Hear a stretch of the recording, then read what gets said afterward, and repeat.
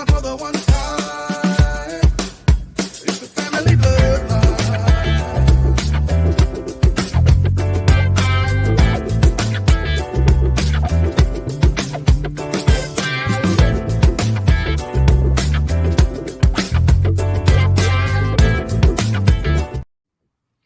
Hey, what's good, family? We are back with another. Actually, it's the first in the line of the Platinum Guest Series. So I'd like to welcome everybody to the Family Bloodline Platinum Guest Series. Look, I'm gonna tell y'all something real quick. This don't happen often. We've got an absolutely special guest with us tonight, and I will the distinct honor will go to eCaster Pro, also known as Manny Lugo, to introduce our guest. So Manny, take it away.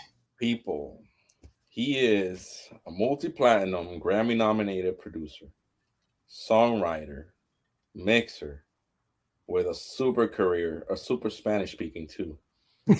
Really not. Let me stay serious, man. Okay. Songwriter and mixer with a career spanning over 20 years, working with some of the biggest recording artists and producers of all time. Today, he has been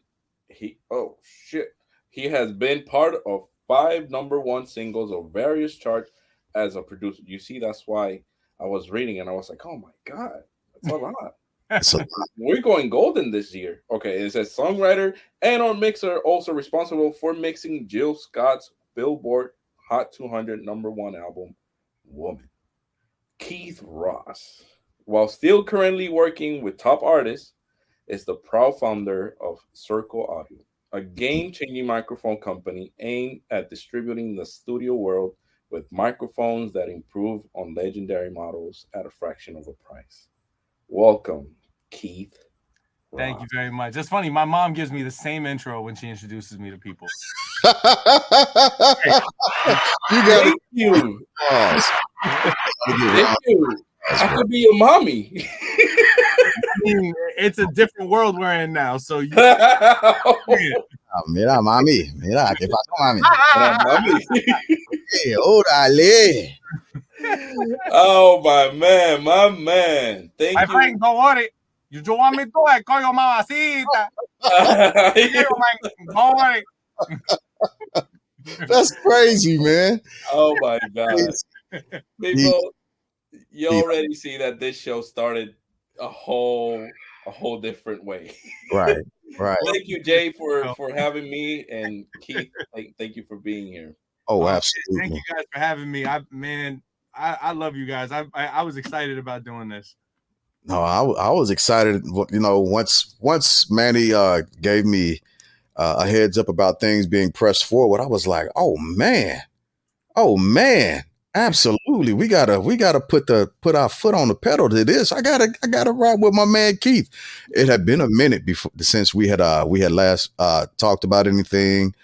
We caught up for a quick second. The last time I saw you was the first time I had met you in person out at NAMM a year and some change ago, as a matter of fact. So, and I was continuously like, man, I wonder what Keith's up to. And I would ask Manny every now and again, you talk to Keith? Like, man, call him. And I ain't finna mess with that, man. This dude is a Grammy nominated individual. What do I look like? Hey, it's just on the cool. Hey, Keith, what's happening? How you doing? I know you're working with some top-notch artists and everything. If you do it with that voice, he'll consider it every time. Yo, what did you think was gonna happen? You were gonna call me, get my voicemail, and like, if you are not Grammy nominated, please hang up. Like, what did you think was gonna happen? No, man, I've met high-profile people before, and needless to say,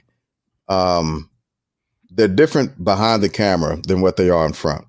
And so wanting to continue a conversation or interact with them has been very far few and in between.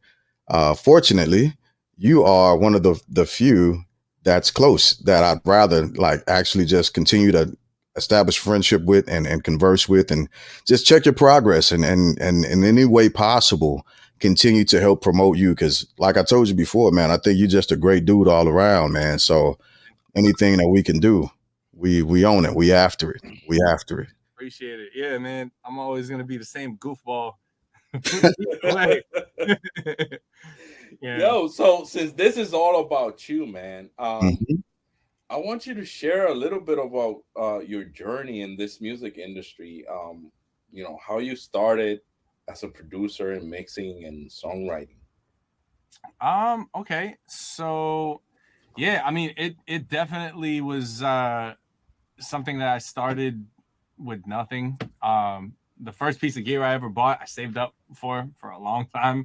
It was first thing I ever bought was a Korg Triton Pro 76 keyboard, and I bought it used off of eBay from a guy named Dan. He and I were cool for a long time after that before we lost touch. But yeah, I mean, like that, like I started with nothing. I just wanted to work with anybody, and I just figured, you know, just be the guy who people like to work with, and you know, make it fun, make it the best possible product that it can be, and eventually that person was going to know someone who was further along than they were, and maybe I'll get to work with that person, and then that person would know someone further along, and I'll get to work with, you know, everybody along the way. And that's basically really kind of how my career happened. I mean, every single thing, you know, it was word of mouth. I had no representation, you know, and what's that? It's a beautiful thing because the list goes on, you know, and to stay grounded after all this year, the way you are, it's a blessing, to be honest. It's a really, really blessing, man. So Man, kudos for that. Man, I'm like the least industry guy. Like I just feel like, you know what? It's crazy after everything that, you know, I've been lucky enough to be a part of. It's like every project you got to prove yourself anyway. Unless you have the #1 record on the charts at any given time, you still got to prove yourself. And the crazy thing is, and this was a crazy stigma that I had to avoid, or not avoid, to get past, is that no matter what, everyone thinks that all you do is the last thing you did. So when I was working on hip hop, they're like, he's a hip hop producer, he's a hip hop mixer, he's, you know. And then I switched to, you know, I did something in the pop world. Oh, he's a pop guy. And then, oh, he's an R&B guy. And so it was crazy. Whatever I was working on at the time that people identified me with at that moment became what I was identified with across the board. And, you know, also there's not a lot of guys who are able to kind of, you know, for me, it was getting in where I fit in. You know, I just wanted to be a part of something great, you know, in whatever capacity I could. It wasn't like for ego purposes. I was trying to say, I'm a this, I'm a that. But, you know, like when you produce something and they see you for that, they're like, oh, he's a producer. He's not a mixer. He's not a songwriter. And then, you know, they see you, you know, you do something as a mixer and they're like, oh yeah, he's a mixer, but he's not a producer or a songwriter. Or he's a songwriter, but he's not a producer or a mixer, you know. And it's crazy. Like, you can do everything. It's not common, but you can do everything. You know, for me, all it cost me was like all my time. Yeah. I mean, that's the sacrifice. Right. Pretty much. And you know, I mean, I was really lucky. I got opportunities to work with legends pretty early on. I mean, my first placement was Ashanti and Robin Thicke. And this was back when like the Declaration album came out, and Robin Thicke was huge. Seven Aurelius got me my first placement. I mean, he did like Thug's Mansion for Tupac. He did Gangsta Lovin' for Eve and Alicia Keys. He did every Ja Rule Ashanti hit, period. You know, and there's definitely things about that situation that I would call out now, to say the least. But you know what? I was grateful because it kind of jump started everything. And it was funny because like I thought I made it. Like I got one place. It was supposed to be a single, and then like political reasons, they last minute ended up changing stuff, and it ended up not being a single, even though a lot of people knew that record. But I was like, I fucking made it. Like, wait, can I curse? Yeah. Yeah. Okay. Oh, I don't know. I'm saying yes. Not my show. Podcast, not a non-cursing podcast. You know what? I take that back. Jesus is watching me from a fuck yeah. You can cuss, man. No. That's right above you. That's Jesus right above you. Yeah. Got it. Oh, Yeah. I'm watching you down there. Okay. No, but yeah. So like, I thought I made it. I was in college at the time. I'm like, I'm done. I'm big ass producer now. Like, you know, forget it. Like, no one's touching me. And it was funny because I never told this story to anyone, but I remember the night that I found out about this record and the deal was done and we signed the contracts and everything. And I went out to a club on South Beach and I'm so stupid. I was like 18 years old. I wasn't even old enough to get in. And I went to go just walk into the club and the bouncer stops me like, hey, whoa. And I was like, what? And he's like, hey, yo, man, club's full. We ain't taking any more guests. And I was like, but do you know what I'm celebrating tonight? You know who I am. And I told him what it was, and he's like, oh, good. So you should have money to buy a table then. I got $20 in my pocket. Yeah. Oh my God. It was so funny. Like, it would have been embarrassing, but it was too funny to be embarrassing. And so instead, me and my boys, we just left and called it a night. We celebrated at a restaurant. I think we went actually. I think we only ended up going to Denny's after that, and we had a blast. Hey, that's the best place. But yeah, but anyway, so I say all that to say, as the years went on, I got really lucky. That kind of fell into the category of, maybe, this will lead me to working with somebody else who's further along. And it did. And so I the next placement I had after that was Leona Lewis, Can't Breathe. And so after that, I'm like, yo, we did it. Yeah. All right. Again. Now it's time. Now it's time to be the man. And and ultimately what I realized is it just doesn't work that way. Even today, like, I still, like, everybody knows, like, if someone hires me to do a mix for them and they're independent, it doesn't matter what they pay me, because my work represents who I like what I can do every time.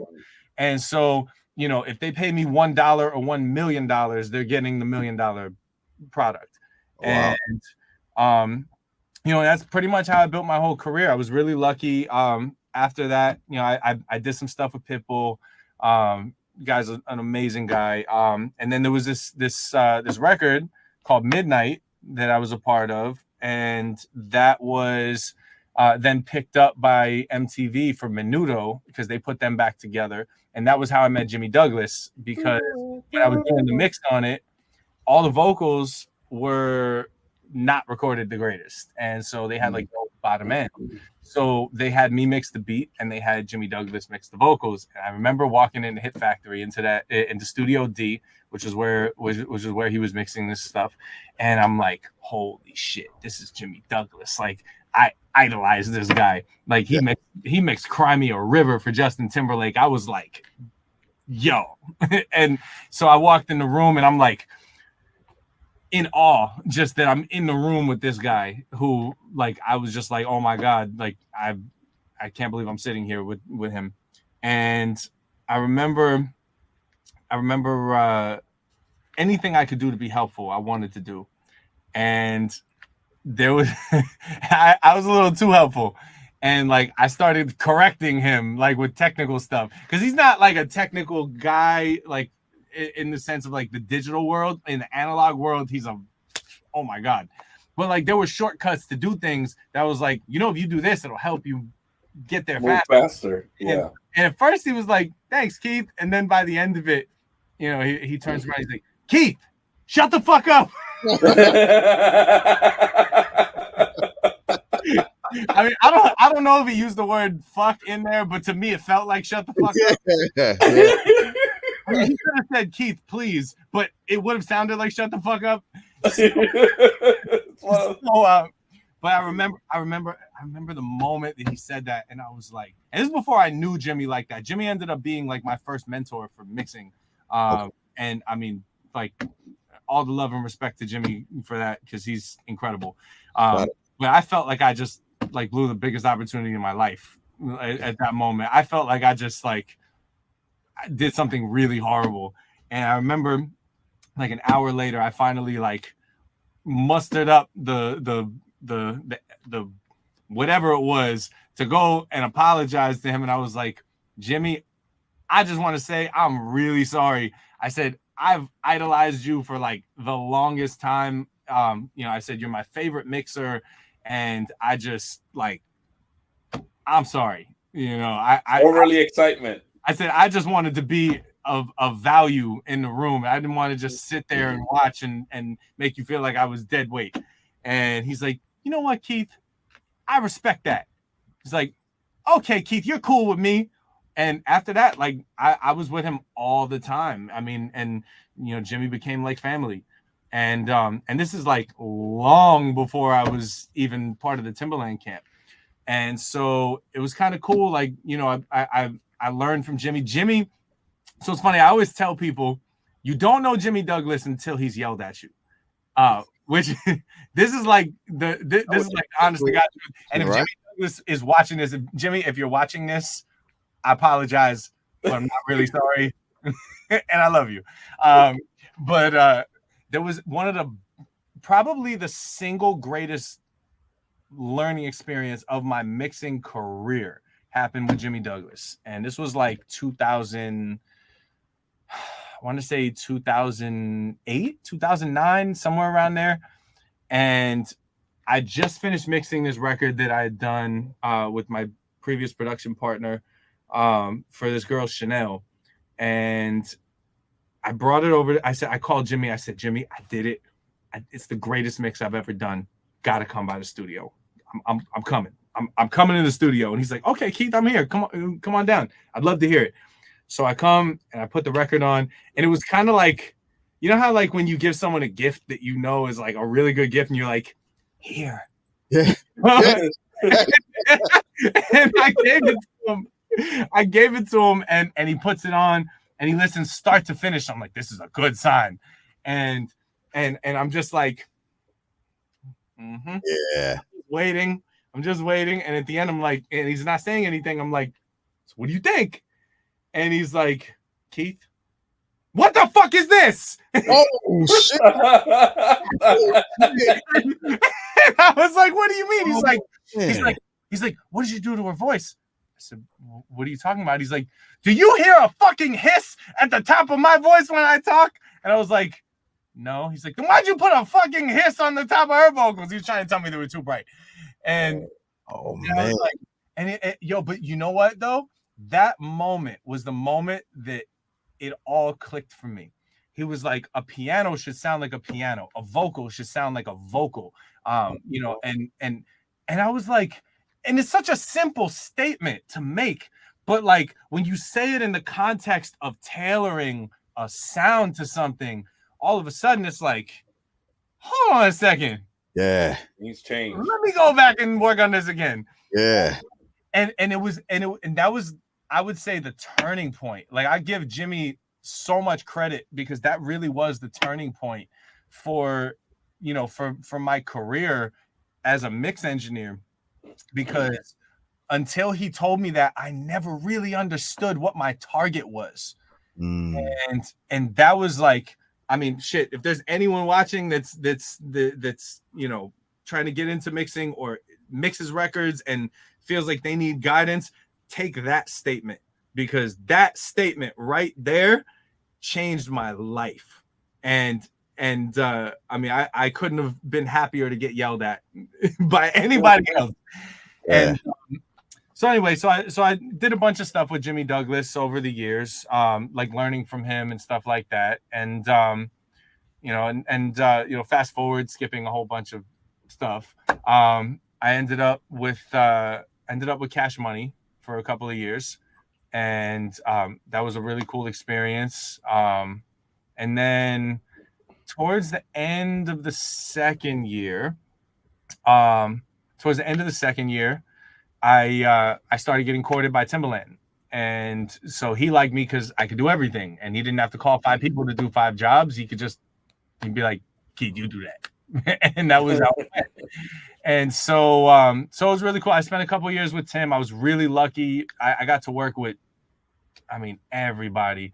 I never thought I'd be in a room with Beyonce and Jay-Z and Justin Timberlake and Alicia Keys and T.I. and T-Pain and Ludacris and The Dream, and the Twista, freaking so many people. It was crazy. All our 2000 great artists.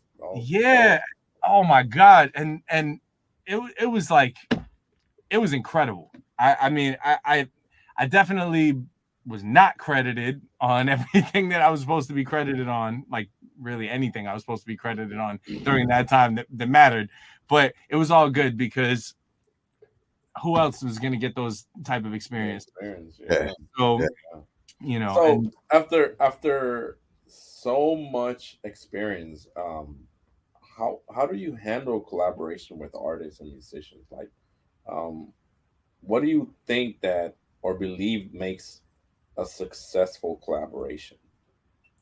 Well, I think a successful collaboration comes from understanding that artist, and because I think a lot of producers lead with their ego sometimes, and so it's not about us. Our job and the part where we shine is when we understand the artist and what they want, and we help them shine.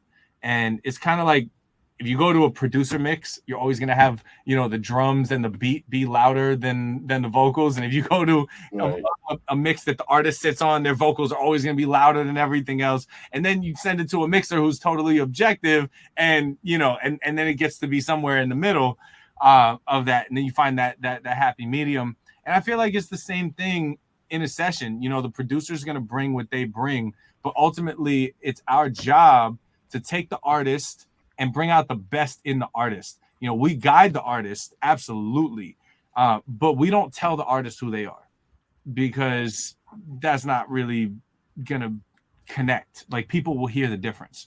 So, I think that's the number one thing to successfully work with an artist, is to really not just listen to what they say, but hear them when they say it, and and from there, try to create something that's a part of both you and that artist.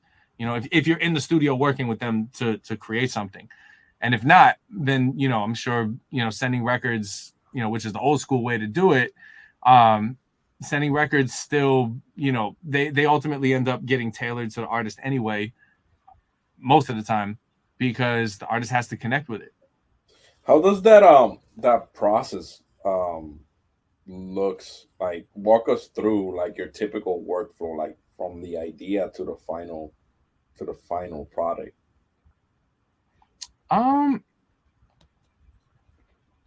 So usually it starts with a phone call, and that's every bit as important as getting started on the music, because, like, it's really important to find out where that artist is, in terms of, like, their headspace, what they want to do musically, stylistically, because I like to get in that headspace before I meet the artist, before I have anything. Like, I want to be able to walk into that session or speak to that artist prepared to at least give them something close to what they're looking for. Get the vibe, off the bat. Yeah, gotta catch the vibe. It's good to try to catch that vibe before they even, like, put it on display. And then as far as the process goes, a lot of the time I like to work from scratch. I didn't used to. I used to like to just do records, but I guess it depends on the artist. Like, there are certain artists that I just love working with from scratch. And, like, I'm not the greatest musician in the world. I know what I want to hear, and I'm really good at putting together a record, which is really what a producer's job is.